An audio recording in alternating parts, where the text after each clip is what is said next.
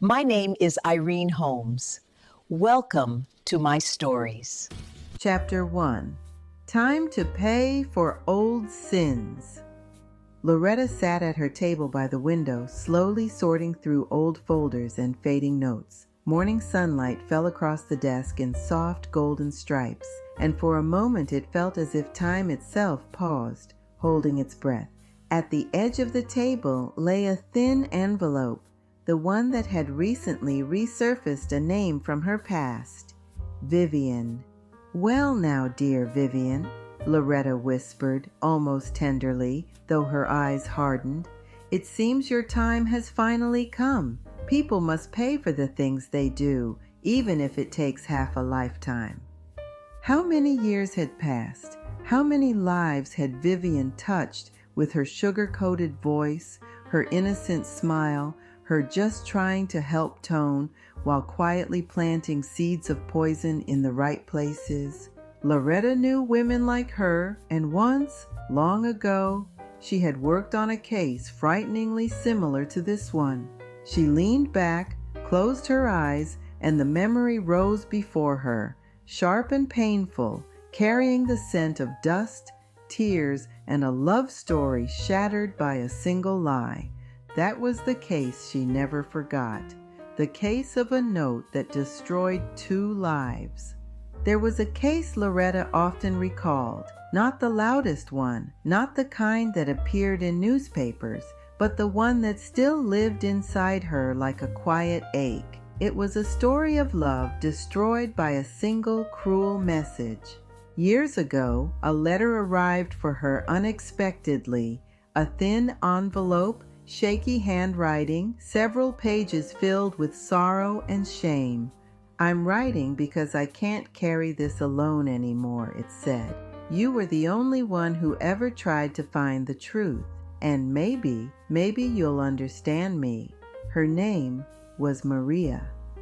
Once, she had been a bride, a young woman standing at the edge of her happiest day, preparing to marry the man she loved so deeply it frightened her.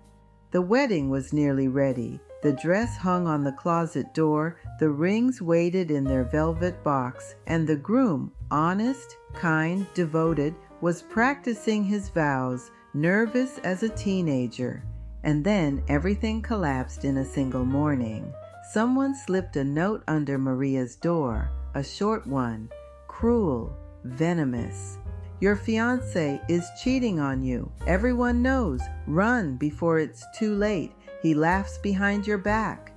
No signature, no proof, nothing but poison written in ink. Maria read it again and again.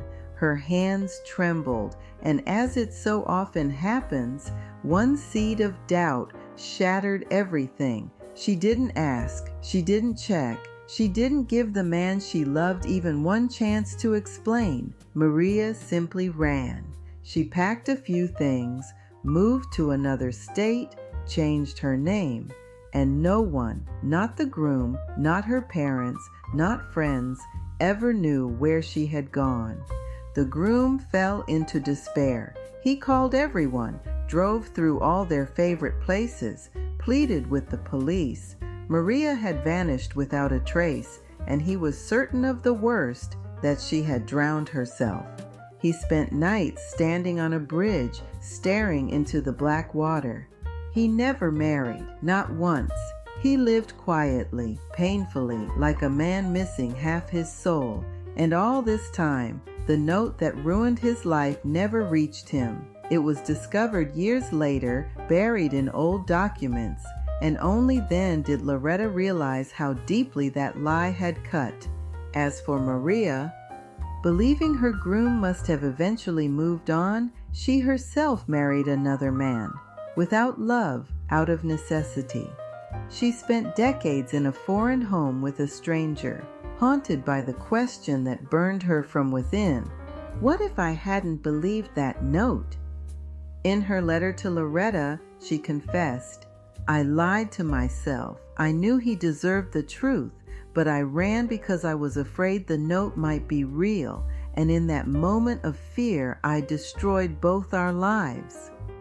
Loretta held that letter for a long time, feeling as though she was holding shards of two broken destinies, shattered by a single line of ink, a lie thrown like a stone into calm water, the kind of lie someone like Vivian would whisper, sweetly, gently, with a smile. That case remained a reminder to Loretta. Not all crimes involve blood or money. Sometimes a crime is nothing more than a note, a lie, a few careless words written by the wrong hand, and those few words can ruin two entire lives.